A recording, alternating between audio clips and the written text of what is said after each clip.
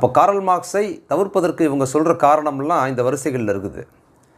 இப்போ இந்தியர் இல்லை தமிழர் இல்லை அப்படின்னு சொன்னால் இந்தியர் அல்லாத தமிழர் அல்லாத ஒருவர் இந்திய மக்களுக்கும் தமிழர்களுக்கும் வழிகாட்டியாக இருக்க முடியாதா?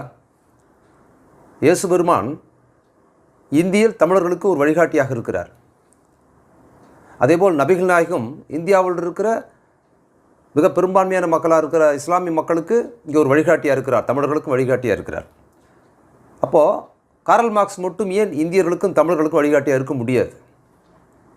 அப்போ இதோட நோக்கம் என்னென்னா, இவங்க சொல்வது என்னென்னா, மார்க்சியம் குறித்து தெரியாமலே எதிர்நிலைக்கு போவதுங்கிறது மதவாதிகள் போவதை நம்ம புரிஞ்சிக்க முடியுது. முற்போக்காளராக இருக்கிறவர்கள், தன்னை ஒரு தீவிரமான ஒரு ஜாதி ஒழிப்பாளராக பேசுகிறவர்கள், இன்னும் சொல்லப்போனால் சமூக நீதி அரசு பேசுகிற பலர் நம்ம மண்ணுக்கு மார்க்சியம் பொருந்தாதுங்க அப்படின்னு மார்க்சியம் பற்றி தெரியாமலே ஒரு முடிவுக்கு வருவதற்கு காரணமாக இவங்க சொல்வது என்னென்னா, இது போன்ற